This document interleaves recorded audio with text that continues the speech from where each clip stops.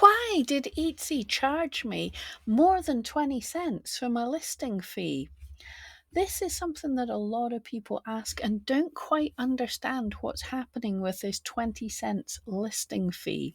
I will link to the articles where Etsy talks about this, but I just wanted to explain what's happening and what you can do, not to avoid the fees, but to be sensible about these 20 cents, because if you have small items, these can really, really add up. So first of all, Etsy charges you to list an item.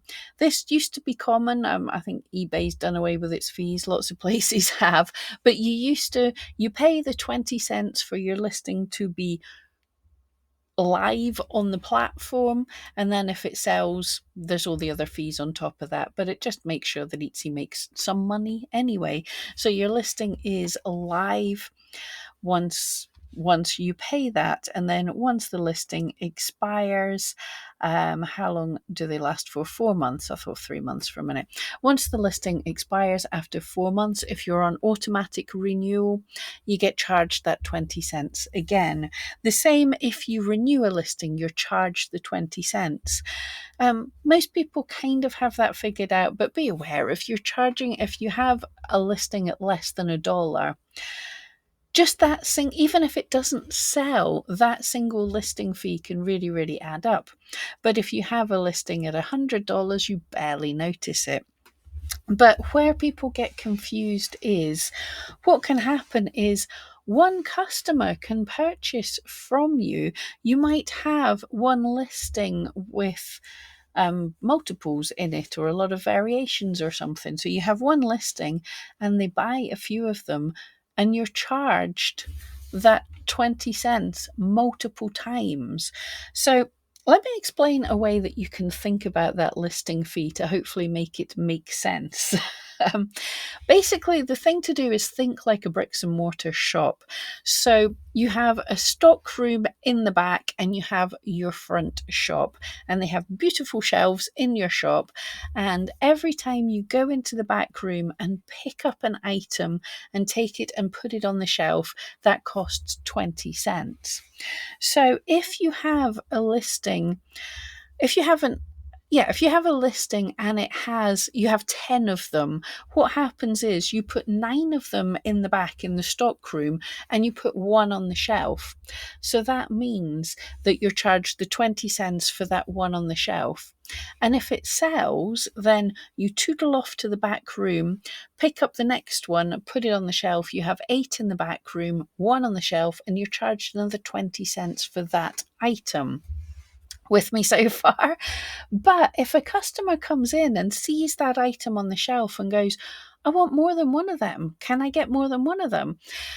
And so you sell them 5 of that item, you're going to get charged 5 20 cents. Well, 40. You've already been charged the 1 20 cent. You're going to be charged an additional 4 20 cents, because what happens for Etsy to give them that, they take the one off the shelf, and this is a dumb way to do it. They'd go and get the next one, put it on the shelf, charge 20 cents, give it to the customer this way. So that's why you could get multiple 20 cents charging for a sale of just one sale to a customer. They just wanted a bigger quantity.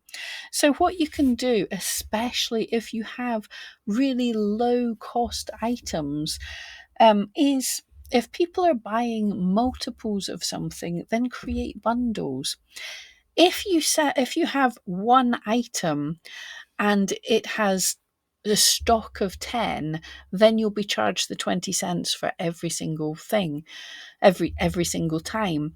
But if you have a listing that is 5 items, if the customer always buys 5, if you have a listing that is 5 items, you'll be charged the 20 cents for that.